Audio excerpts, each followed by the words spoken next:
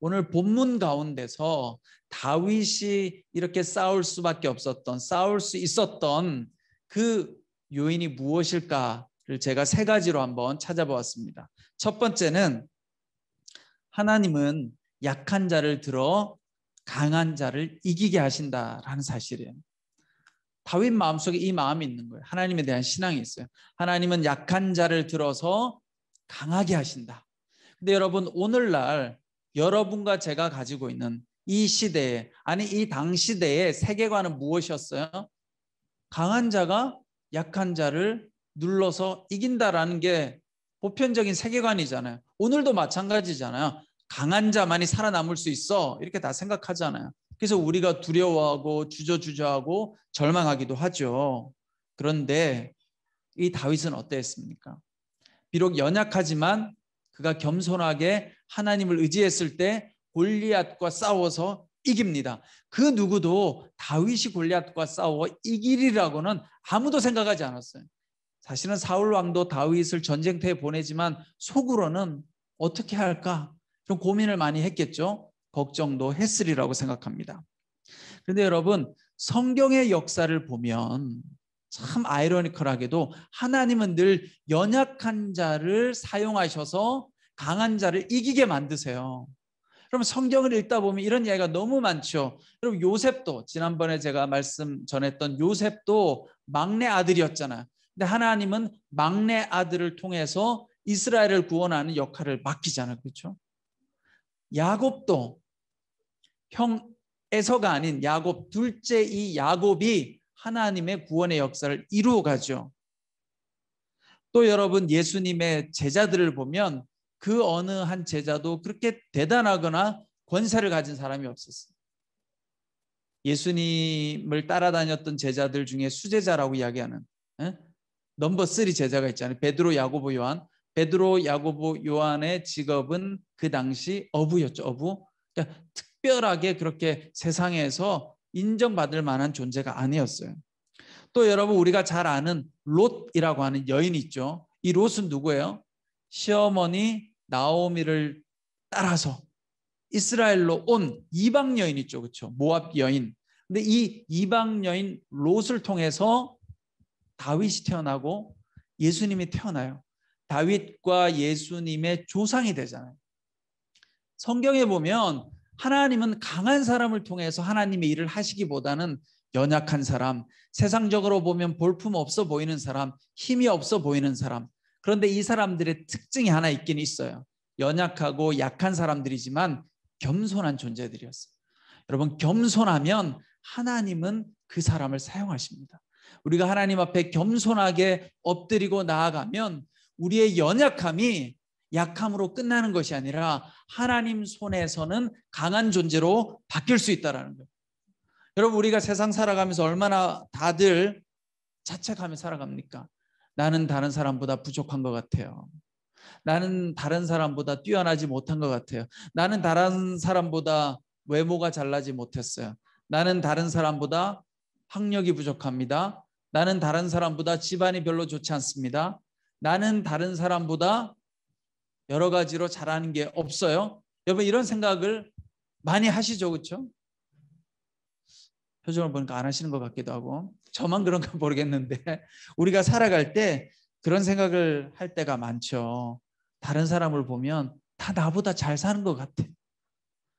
나보다 근심 걱정이 없어 보이고 나보다 다 형통한 것처럼 보이고. 여러분들이 저를 볼 때는 어떠세요? 나름 이렇게 형통하게 사는 것처럼 보이나요?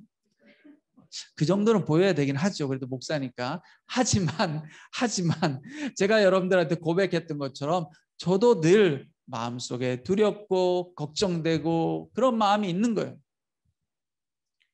여러분, 제가 결혼할 때 지난번에도 한번 이야기를 했지만 결혼이 얼마나 힘들었는지 몰라요. 키가 작다고 아무도 안 쳐다봐주는 거예요. 자매님들이 늘 제가 소개팅을 하면 제가 이 거절당하는 이유가 뭐냐면 키였어요. 키. 근데 이제 키라고 이야기하지 않고 목사님이어서 부담스럽다, 전도사님이어서 부담스러워요. 근데 내가 오늘 이렇게 보니까 대청에 잘생긴 전도사님들은 다 장가 잘 가더라고요. 막 키 크고 잘생긴 분들은 바로 결혼하더라고. 목회자여서 부담스러운 것도 아닌 것 같아. 일단 키도 크고 잘생기면 모든 게 끝나요. 나는 키도 작고 뭐 특별히 잘난 것도 없고 하니까 이렇게 가서 프로포즈하면 다 싫대요, 자매들이. 저도 그런 힘든 시간을 보냈어요, 여러분. 10년 넘게. 세상에 쉬운 게 하나도 없어요, 여러분. 결혼도 힘듭니다, 여러분. 근데 이때 중요한 게 뭐냐? 용기가 중요한 거예요. 용기. 네. 하나님 앞에 기도하는 거죠. 하나님께서 내 삶을 인도하여 주실 줄 믿습니다. 예전에 저희 아버지가 살아계실 때 저한테 항상 그렇게 이야기했어요. 은규야, 용기를 가져라. 용기를 가져라. 저희 아버지는 목회를 하시면서 이런 말씀을 저한테 참 많이 하셨어요.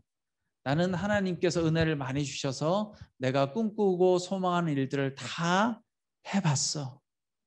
그래서 삶에 여한이 없어. 이런 표현을 많이 하셨어요.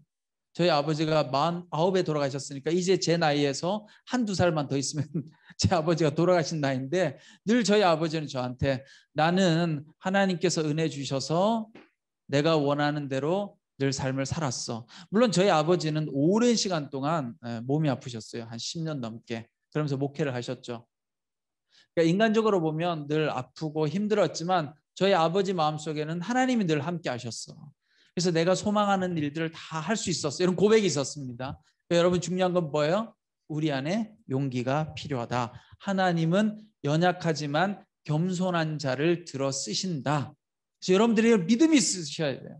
성경을 보면서 그냥 읽는 게 아니에요. 성경을. 이건 남의 이야기고 2000년 전 이야기가 아니라 오늘 나의 이야기인 거예요. 성경에 나와 있는 그 인물들의 이야기는 바로 내 이야기인 거예요. 여러분, 야곱과 요셉 대신에 다윗 대신에 내 이름을 거기 집어넣으면 되는 거예요. 주님, 나와 함께하여 주시옵소서. 내가 저 골리앗과 싸워 맞서고자 합니다. 하나님, 나는 연약하지만 다윗을 통해 역사하신 하나님, 나에게 힘을 주시옵소서. 그럼 이런 믿음의 고백을 하면 하나님께서 인도해 주실 줄 믿습니다.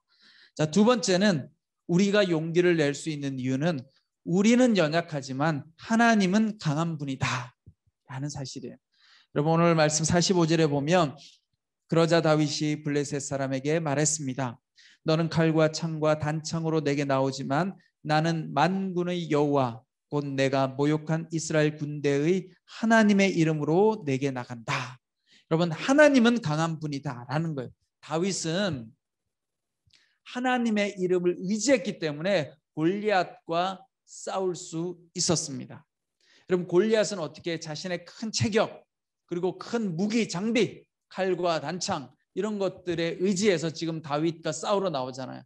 그런데 다윗은 무엇에 의지해요? 나는 만군의 여호와 하나님, 하늘을 땅을 창조하신 하나님, 우리를 구원하신 하나님에 의지해서 지금 싸우러 나갔다는 거예요.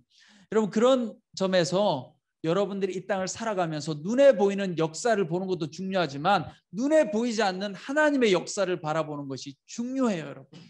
영적인 눈을 열어야 돼요. 뭐 영적인 눈을 연다는 게 신비주의가 아니라 눈을 열어서 이 땅을 주관하고 이 세계, 이 역사를 이루어 가시는 분은 하나님이다. 그럼 이런 믿음이 있어야 돼요. 우리가 그 믿음이 없으면 자꾸 뭘 하려고 해요? 인간적으로 노력하려고 해요. 역사를 바꾸려고 하고 인위적으로. 얼마나 많은 그리스도인들이 인위적으로 역사를 막 바꾸려고 해요. 그렇죠? 근데 여러분, 우리가 하나님을 믿어야 돼요. 하나님께서 일하신다. 그러면 하나님께서 여러분들을 도와주실 줄 믿습니다. 잠언 24장 16절 말씀에 보면 이렇게 표현하고 있어요.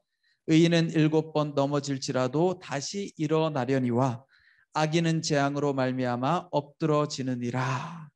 여러분, 의인은, 여기서 의인은 뭐예요? 하나님을 믿는 사람, 그렇죠? 하나님을 내 삶의 구원자로 믿는 의인은 7번 넘어져도 다시 일어나지만 악인은 결국 재앙으로 망한다.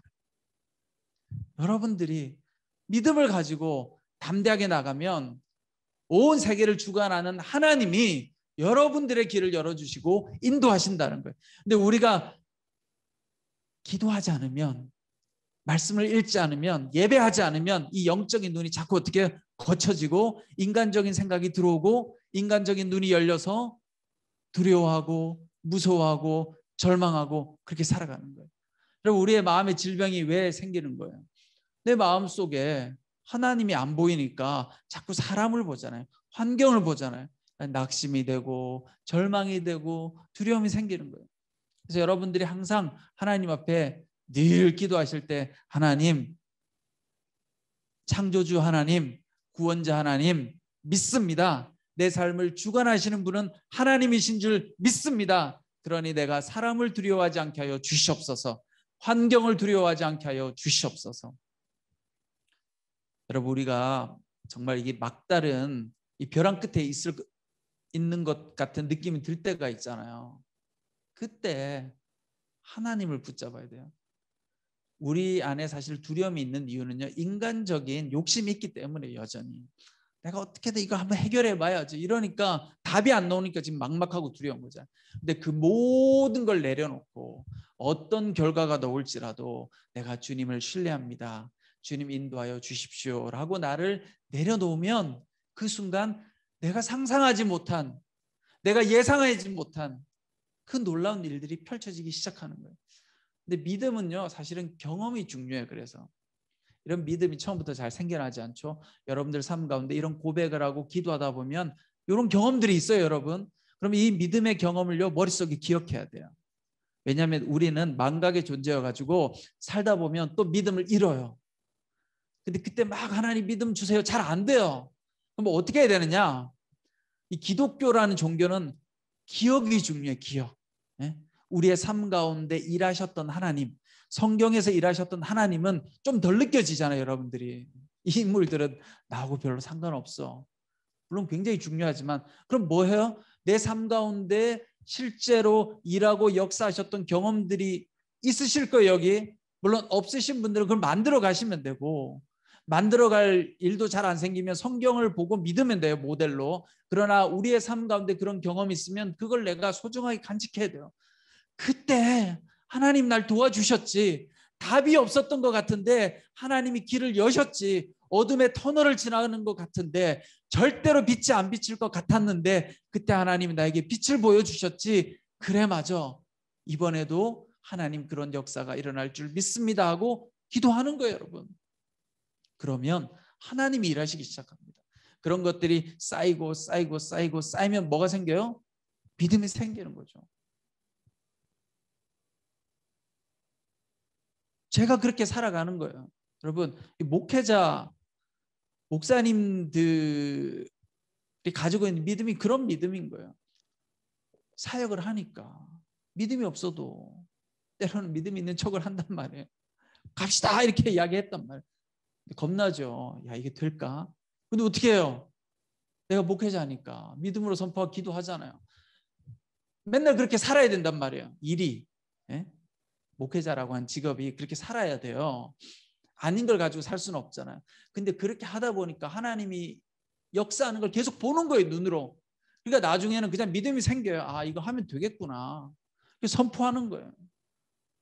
여러분이나 저나 다를 바가 없어요. 여러분들도 여러분들의 삶 가운데 그런 믿음을 가지고 선포하면 강한 하나님이, 우리의 삶을 주관하는 하나님이, 그 하나님이 우리의 삶을 인도해 주실 줄 믿습니다. 자, 마지막으로 세 번째, 용기 있는 성도는 선포와 행동으로 하나님의 살아계심을 증거해야 돼요. 여러분, 오늘 46절 47절을 보면 다윗의 고백이 나오죠. 오늘 여호와께서 너를 내 손에 넘겨주실 것이고 나는 너를 쳐서 내 목을 벨 것이다. 오늘 내가 이 블레셋 사람의 시체를 공중의 새들과 땅의 짐승들에게 주면 이스라엘에 하나님이 계신 것을 온 세상이 알게 될 것이다. 또한 여호와께서는 칼이나 창으로 구원하지 않으신다는 것을 여기 모인 사람들이 다 알게 될 것이다. 전쟁은 여호와께 속한 것이니 그분이 너희 모두를 우리 손에 넘겨주실 것이다. 다윗의 지금 고백인 거예요. 지금 골리앗하고 싸우러 나가서 막 선포하는 거예요. 그러니까 여러분, 신앙인은 뭐가 필요해? 일단 선포해야 돼. 입으로 선포, 그 다음에 행동. 하나님이 역사하는지 안 하는지를 어떻게 알 수 있느냐? 입으로 내가 선포하고 행동을 해야 하나님이 일하는지를 알 수 있죠. 근데 우리가 많은 경우요, 사람들이 어떻게 하느냐? 하나님의 일이 맞는지 안 맞는지 자꾸 물어봐요. 맞으면 내가 가겠습니다. 자, 제가 여러분들한테 질문할게요. 여러분 하나님의 뜻인지 알 수 있어요? 어떻게 알 수 있어요? 존재론적으로 속성이 다른데 하나님하고 우리하고 불가능해요. 여러분 하나님 뜻이 맞는지 아닌지 물어봐가지고 하나님 옆에 와가지고 막 속삭여 주세요? 아예 방법이 없어요. 여러분 그렇게 말하는 분들 말 들으면 안 돼요. 내가 기도해봤는데 하나님 뜻이래. 어떻게 알아요? 어떻게? 가끔 그런 분들 많아요. 내가 기도해봤는데 형제님이 제 짝이랍니다. 그 어떻게 알아요? 어떻게? 그러면 둘 다 동시에 그런 마음이 와야죠. 그런 경우도 있더라고요. 제가 지난번 강동 오늘이렇게 사회 갈 때 우리 장로님 이야기해 주시는 거, 목사님 우리 딸이 이번에 결혼합니다. 그래요. 어떻게 배우자를 만났대요? 근데 둘 다 기도를 했는데 서로를 놓고 기도한 거예요. 근데 서로가 확인 안 해봤으니까 모르잖아요. 각자가 저 사람이 나한테 주신 짝이다라고 하는 믿음의 확신이 온 거겠죠. 여러분 하나님의 음성은요 마음의 확신으로 오는 거예요. 뭐 이렇게 말해주고 막 이렇게 팍 하는 게 아니에요. 자, 그런 확신을 받았어요. 두 사람이 서로 이야기를 했어. 둘 다 통한 거죠. 내 마음속에 당신에 대한 마음이 있는데 내가 기도해봤는데 하나님 주는 마음 같아요. 근데 이게 둘 다 오케이가 된 거예요. 자, 이렇게 하나님이 말씀하시지 한 사람한테 그냥 혹은 내 삶의 이야기인데 옆 사람이 와가지고 하나님 나한테 당신에 대해서 이렇게 말씀하셨어. 여러분 그런 거 없어요. 그러니까 그런 거에 현혹되시면 안 돼요. 그런데 찾아가지고 자꾸 기도 받으려고 하고 그런 거 하지 마세요. 나랑 상관없는 그분이 어떻게 나를 알아요. 그리고 하나님이요 뭔가를 하시기로 마음 먹으셔도 우리가 기도하면 또 바뀌어요. 그래서 기도할 수 있는 거예요. 여러분 하나님은 인격적인 분이셔서 여러분과 저하고 상호작용하시면서 하나님이 일을 해나가시지 결정론적으로 로봇처럼 우리 각자에게 하나님의 뜻을 딱 결정해놓고 내 뜻을 찾아봐 이런 분이 아니다라는 거죠. 자, 어쨌든 중요한 건 우리가 선포해야 돼요. 그리고 행동해야 돼요. 그래야 그 다음에 하나님의 뜻인지 알 수가 있습니다. 여러분 이게 하나님 뜻이 맞겠죠 하고 확인하고 간다?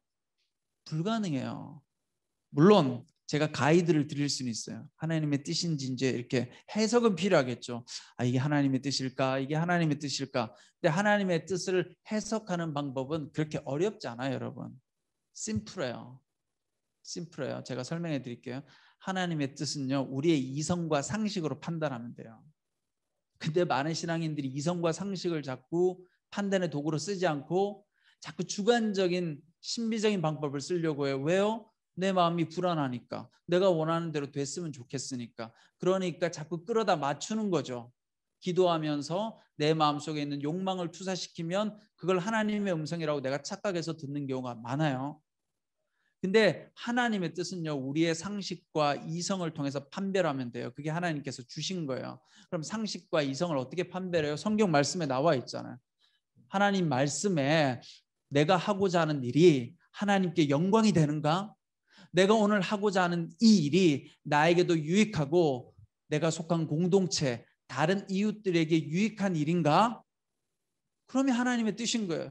그런데 내가 하고자 하는 내가 간절하게 간구하는 이 기도가 나에게는 유익하고 좋은 것인데 이것으로 인해서 누군가에게 아픔이 되고 고통이 되고 이것이 불법적인 것이고 불편한 것이라면 그건 하나님의 뜻이 아닌 거예요. 그러니까 여러분 너무 심플해요. 하나님의 뜻을 찾는 건. 하나님의 뜻은 단수가 아니에요. 하나님의 뜻은 복수입니다. 그러니까 여러분들이 힘들게 하나님의 뜻을 찾아 헤맬 필요가 없어요. 여러분들이 어떤 걸 선택하셔도 하나님의 영광을 위하는 데 가리지 않으면 하나님 그 길을 다 여세요. 그러니까 힘들게 하나님의 뜻을 찾아 헤맬 필요가 없는 거죠. 내가 이걸 선택해도 하나님이 나와 함께 하시는 거예요. 그러면 하나님 뜻이 되는 거예요. 너무 쉽지 않아요? 이것이 진리인가? 이것이 사랑을 베푸는 일인가? 이것이 용서와 긍휼을 베풀 수 있는 일인가? 그러나 그것이 아니고 누군가를 아프게 하고 상처 주는 일이라면 아무리 좋아 보여도 하나님의 뜻이 아닐 가능성이 높다. 그러나 더 중요한 건 하나님의 뜻을 빨리 확인하고 싶으면 그냥 행동하면 돼. 행동해서 가다 보면 하나님의 뜻이면 길이 열리게 되어져 있고 하나님의 뜻이 아니면 길이 막히게 되어져 있는 거죠. 물론 하나님의 뜻은요, 길을 여는 방식으로 하나님의 뜻을 인도하는 경우도 있고 길을 막는 방식으로 하나님의 뜻을 인도하는 방식도 있어요. 그러니까 내가 막 아무 걸 뭐든지 시도해도 다 막혀. 그러면 하나님 뜻은 뭐예요? 지금 멈추어서 기다리고 있으라 하는 것이 하나님 뜻이죠. 자, 오늘 다윗이 골리앗과 싸우면서 어떻게 입으로 지금 선포했잖아요. 그래서 여러분 말이 참 중요해요. 저는요, 그래서 말로 많이 선포를 해요. 제가 말로 뱉어요. 하나님께서 이렇게 하시면 좋을 것 같습니다. 내 마음속에 이런 마음을 주셨습니다. 저는 이걸 하고 싶습니다. 이렇게 자꾸 선포하죠. 그러면 그 선포하는 것이 이루어져요. 이루어져요. 제가 여러분 말을 선포하면 어떻게 해요? 내가 지금 해놓은 말이 있잖아요. 그렇죠? 지켜야 되잖아요. 내가 말을 했으니까 그걸 어떻게 열심히 해야죠. 또 하다 보면 그 일이 이루어져요. 저는 이렇게 사역을 하다 보면 이렇게 그림이 그려져요. 저걸 하면 되겠구나. 저 일을 하면 하나님 길을 여시겠구나. 제가 이렇게 자꾸 이야기합니다. 우리 한마음도 마찬가지죠. 여러분 이 라디오도 보세요. 한마음 라디오도. 물론 이건 뭐 제가 시작한 게 아니지만 우리 한마음 팀에 우리 전도사님, 우리 부총무님, 우리 총무님 이렇게 한마음 라디오를 시작했잖아요. 이렇게 믿음을 가지고 시작하면 되는 거예요. 시작하니까 뭐예요? 길이 자꾸 열리잖아요. 그렇죠? 근데 저도 옆에서 보니까 저거는 되는 거구나. 처음에 와서 제가 들었을 때 저 한마음 라디오를 하면 참 은혜가 있겠다 이런 마음이 바로 들었어요. 그래서 제가 너무 좋은 거라고. 그렇게 하면 되는 거예요. 좋은 것들은. 그렇게 행동하면 하나님께서 여러분 길을 여십니다. 그러니까 여러분들이 주저 머뭇하지 마시고 또 하나 여러분들에게 희망을 드리고 싶은 건 하나님의 뜻은요. 웬만하면 내가 좋아하는 거예요. 내가 하고 싶은 게 하나님 뜻일 가능성이 높아요. 근데 딱 하나만 아니면 돼요. 내가 하고 싶은데 이게 누군가에게 상처를 줘요. 그러면 아닌 거고 내가 너무 하고 싶어요. 근데 이게 하나님께도 영광이 되고 내가 하고 싶은 걸 열심히 하면 내 주변 사람들에게도 유익하면 이건 하나님의 뜻인 거예요. 무조건 여러분. 하나님의 뜻일 줄 믿습니다 하면 하나님 뜻이 되는 거예요. 하나님 일하기 시작하는 거예요. 그런 의미에서 오늘 다윗이 그렇게 한 거죠. 제가 예전에 요 스토리만 몇 가지 이야기하고 마치도록 할게요. 제가 처음에 온누리교회에서 이제 파트 전도사로 사역을 하게 됐습니다. 제가 차세대 사역을 했는데 이제 여름이 되면 우리 아이들 캠프를 가잖아요. 그렇죠? 네. 제가 그때 가르쳤던 아이들이 지금 다 대학생 이상이 된 것 같아요. 시간이 꽤 흘렀으니까. 우리 이재훈 목사님 아들도 저희 부서였는데 그 애들은 다 절 몰라요. 근데 참. 근데 아무튼 우리 교회 목사님들 자제분들이 옛날에 꼬맹이였을 때 지금 막 뭐 결혼도 하고 이랬는데 다 제가 맡았던 아이들이 많았는데 근데 여름이 되면 이제 캠프를 한단 말이에요. 그럼 캠프를 그때는 지금 어떻게 하는지 모르겠지만 그때는 이렇게 예를 들어 뭐 초등부다 그러면 초등 1부, 2부, 오전반, 오후반 이렇게 다 합쳐가지고 캠프를 같이 갔거든요. 그럼 그 당시에 제가 데리고 갔던 아이들 숫자가 한 500명 정도 됐어요. 선생님들 다 합치면 한 6, 70명 되죠. 그런데 그때만 하더라도 뭐 지금은 좀 목회자니까 목회 경험이 있지만 그때는 처음이잖아요. 파트 전도사고.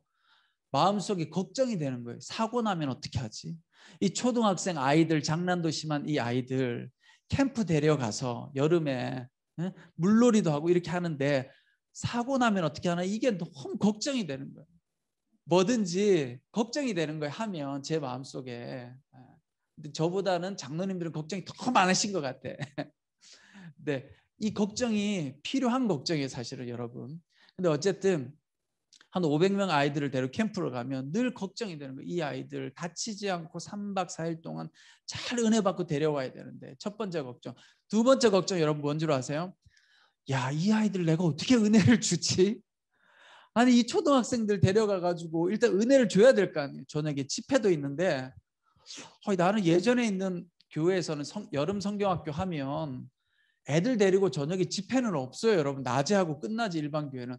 근데 오늘 교회는 저녁에 성령 집회를 한단 말이에요. 물론 지금 어떤지 또 모르겠어요.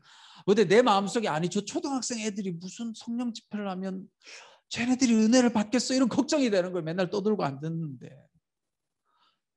근데 여러분 그거 아세요? 신기하게도 제가 가서 저녁에 설교를 막 했는데 애들이 집중을 너무 잘하고 기도회를 하는데 애들이 막 울면서 기도를 하는 거예요.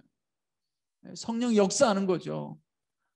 저도 속으로는 신기한 거예요. 그걸 보면서 야, 쟤네들이 내 설교를 듣고 눈물을 흘리네. 아니, 이 초등학생들이 무슨 정신으로 눈물을 흘릴까? 이런 마음이 든 거죠. 매년 그렇게 사역을 했는데 정말 5년 동안 제가 500명 정도 되는 아이들 데리고 5년 캠프를 했는데 단 한 번도 큰 사고 없이, 물론 뭐 이렇게 손가락이 이렇게 그이고 뭐 이렇게 약간 뭐 이렇게 다치고 뭐 요 정도는 있어요. 근데 크게 사고 나서 어려운 일 없이 제가 5년 동안 차세대 사역을 하면서 은혜롭게 잘 끝났어요. 그때마다 하나님 감사합니다. 여러분, 그 제가 한 거겠어요? 하나님 은혜죠. 하나님 감사합니다. 역시 하나님 살아계시는군요. 제가 한 가지만 더 이야기하고 마칠게요. 여러분, 그 논산훈련소에 가면 그 연무대 교회라고 있어요. 군인들 교회가 있어요. 여러분 가보신 분들 있으세요? 군선교 가면, 제가 예전에 군선교를 했었거든요. 그래가지고 이제 논산훈련소에 갔어요. 지금은 그 연무대 교회가 제가 사역할 때는 지금부터 한 6, 7년 전만 하더라도 교회당이 작아가지고 한 번 들어갈 수 있는 꽉 차는 숫자가 3,500명이었어요. 그러니까 군인들 3,500명 쫙 가가지고 우리가 전도 집회 한번 쫙 하고 밖에서 3,500명이 또 대기하고 있어요. 한 7,000명이 있거든요, 거기에. 그러면 3,500명은 여름 같으면 더운데 기다리고 있어야 되고 겨울 같으면 추운데 밖에서 기다리고 있는 거예요. 그래가지고 전국 교회가 합심해가지고요 건축을 했어요. 지금 제가 인터넷 찾아보니까 5,000명인가 하여튼 5,000명인지 6,000명인지 들어갈 수 있는 예배당을 지었어요. 지금 잘 지어졌어요. 자, 그런데 거기 가가지고 이제 세례식을 한단 말이에요. 근데 세례식 하기 전에 이제 설교를 하잖아요. 제가 처음 이제 그 논산 연무대 교회를 갔어요. 군선교 팀이 돼가지고 딱 갔더니 거기에 그 전체를 관할하는, 아마 그 당시에 한 중령 대령 정도 되는, 이렇게 직급이 꽤 높은 이제 목사님이죠. 군목이죠. 군장교죠. 목사님 저한테 오더니 딱 그러시는 거예요. 목사님, 설교 10분 안에 끝내세요. 애들 안 듣거든요. 딴짓 하거든요. 10분 만에 빨리 끝내세요. 이렇게 딱 이야기하는 거예요. 근데 나 열심히 준비해 갔는데 설교 원고 딱 써가지고 한 20분 준비했거든요. 제가 설교를 아주 길게는 안 하는데, 오늘 좀 길어졌죠. 근데 길게는 안 하는데 그래도 20분 준비했는데 10분으로 줄이라고 하니까, 여러분 설교를요 짧게 하는 게 굉장히 어려운 일이에요. 그래서 목사님들이 길게 하는 거예요. 설교가 힘드니까. 길게 하는 건 안 어려워. 오히려 짧게가 어려워요 사실은. 그래서 저도 순간 머리가 하얘지는 거예요. 20분짜리 10분을 어떻게 줄이지? 근데 거기다 또 들은 이야기가 있잖아요. 얘네들 안 들어. 또 들어. 그럼 벌써 내 마음속에 이제 두려움과 걱정이 찾아오는 거죠. 10분으로 줄이래. 근데 안 듣는데. 근데 어떻게 하겠어요? 설교를 했죠. 담대한 마음으로 설교를 정말 10분 만에 했어요. 10분 동안 했는데 여러분, 놀라운 일이 일어났어요.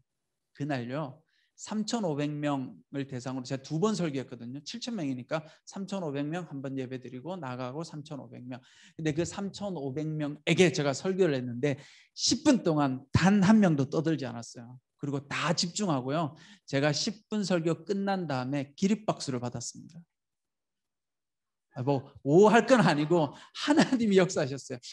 기립박수를 받았는데 저는 그게 대단한지 몰랐어요. 왜냐하면 다 그런 줄 알았죠. 저 목사님이 유독 예민했구나 했는데, 그 목사님이, 그 군목 목사님 저한테 딱 오더니 악수를 딱 요청하는 거예요. 뭐지 하고 악수를 했더니 여기 수많은 목사님들이 왔다 갔는데 박수 받은 사람 당신 한 명이라고, 유일하게. 물론 이제 그때까지, 그 뒤로는 모르겠어요. 제가 그 2번을 병사들이 집중을 해서 말씀을 들었어요. 여러분, 제가 만약 그 이야기를 듣고 두려워서 얘네들은 잘 안 들으니까 말씀을 그냥 어떻게 대충 하고 넘어갈까, 이렇게 했으면 아마 그랬을지 몰라요. 근데 그 순간에 제 마음속에, 아니 내가 말씀을 전하면 들을 것 같은데 왜 저분은 저렇게 이야기할까? 근데 사실은 제가 가기 전에 준비를 20분짜리지만 어떻게 준비를 했냐면, 군목 출신 목사님께 물어봤어요. 군대에 가서 어떻게 설교를 하면 잘 집중할 수 있습니까? 아마 그 정도 대부분의 목사님들은 준비하지는 않는 것 같아요. 저는 물어봤어요. 군 사역을 평생 하셨던 저하고 친한 분이 계신데, 그랬더니 몇 가지만 건드려주면 애들이 집중할 거래요.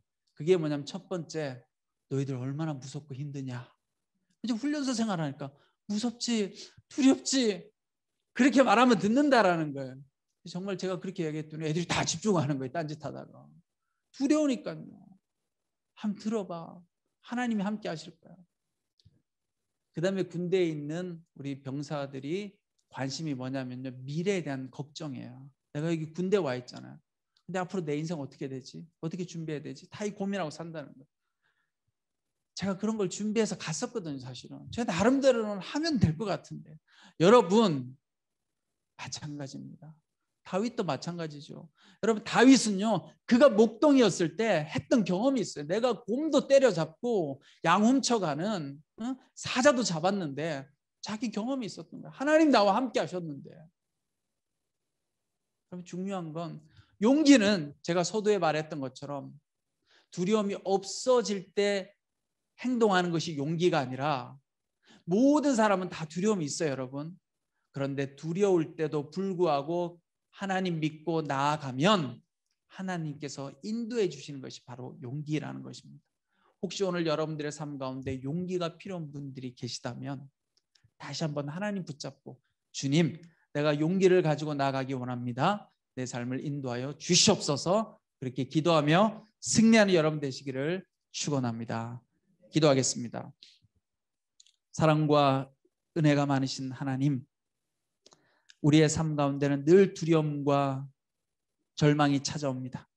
그럴 때 주눅 들고 좌절하는 것이 아니라 오늘 다윗처럼 만군의 하나님을 부르며 담대한 마음으로 나아갈 수 있는 우리 모든 성도님들 다 될 수 있도록 주님 인도하여 주시옵소서. 예수 그리스도의 이름으로 기도드리옵나이다. 아멘.